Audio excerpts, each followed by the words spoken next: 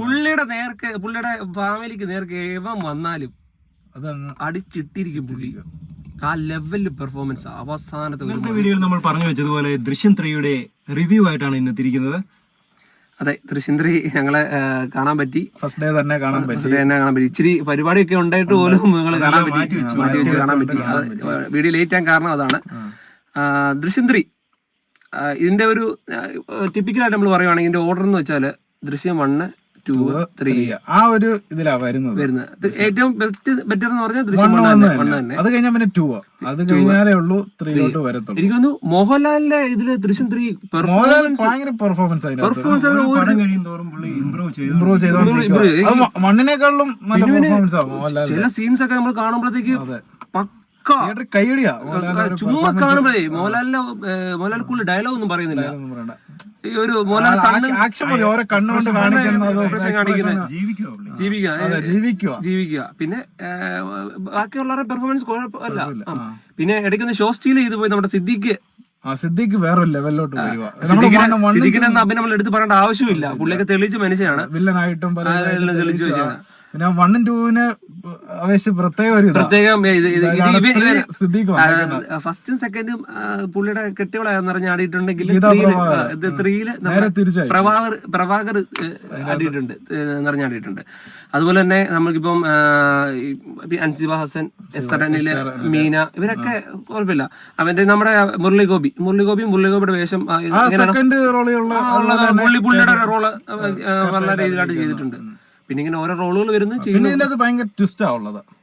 അവസാനം വരെ കണ്ടിരിക്കാനുള്ളത് എന്നെ ആകും.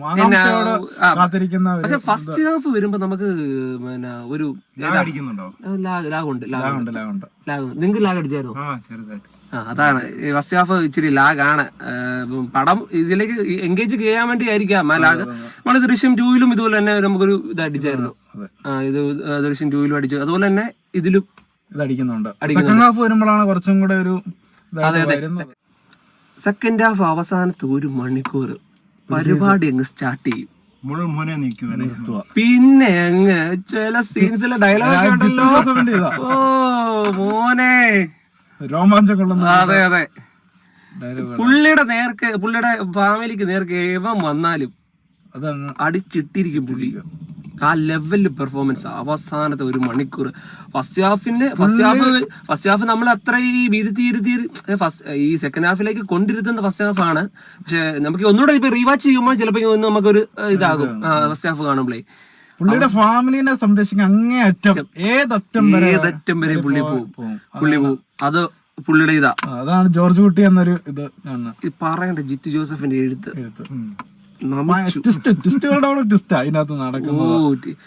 ഇത് ചെറിയ ട്വിസ്റ്റ് ഒക്കെ ഇടയ്ക്ക് നമുക്ക് ഇച്ചിരി ക്രിഞ്ചി അടിപ്പിക്കുന്നുണ്ട്. ചെറിയ ഒരാള് വരുന്നുണ്ട് ഇതിനകത്ത്, സെക്കൻഡിൽ ഇല്ലാത്ത ഒരാള് തേർഡ് പാർട്ടി വരുന്നുണ്ട്.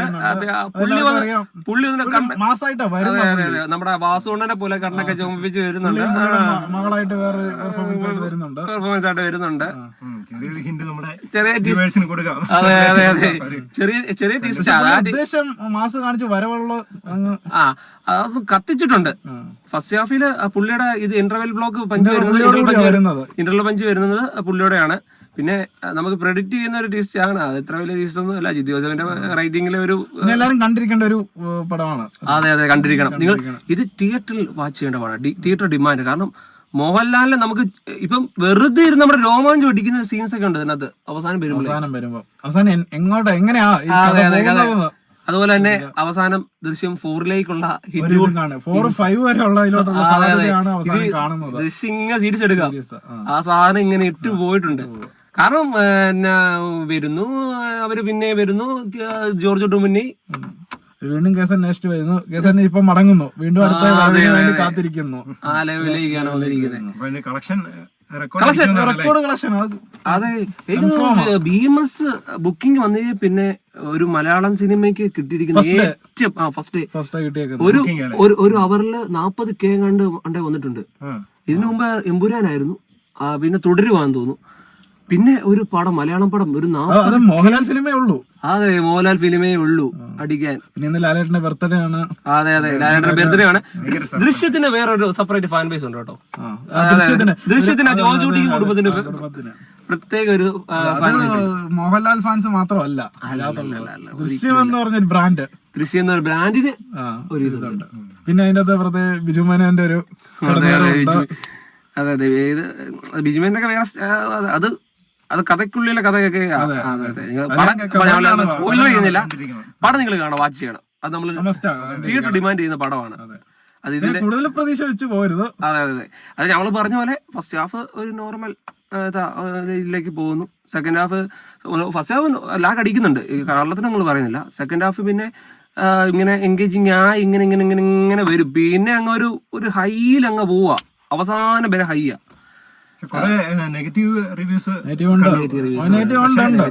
അത്രയും നെഗറ്റീവ് പറയാനില്ല. പടമാണല്ലോ. നമ്മള് ഏതെന്ന് വെച്ചാല് ജോർജ് കുട്ടീനെ എല്ലാരും ഭയങ്കരമായിട്ട് എക്സ്പെക്ട് ചെയ്യുന്നുണ്ട്. ഹൈപ്പ് കൊടുത്താ പോകുന്നത്. അതാണ് അതിനൊരു വിഷയം വരുന്നത്. നിങ്ങള് തിയേറ്ററിൽ പോയി അതിനെ എക്സ്പീരിയൻസ് ചെയ്യണം. നിങ്ങളുടെ അടുത്തുള്ള തിയേറ്ററിൽ പോവുക, ആ തിയേറ്ററിൽ പോയി എക്സ്പീരിയൻസ് ചെയ്യുക. നമ്മൾ പറയുന്ന അല്ലേ, നമ്മൾ പറയുന്നത് തെറ്റുണ്ടോ ഇല്ല, നിങ്ങളുടെ ഒപ്പീനിയൻ എല്ലാം കമന്റ് ആയിട്ട് രേഖപ്പെടുത്തുക. തെറ്റുകളുണ്ടെങ്കിൽ തിരുത്തി തരിക. ഓക്കെ, അടുത്തൊരു വീഡിയോ ആയിട്ട് നമുക്ക് വീണ്ടും കാണാം.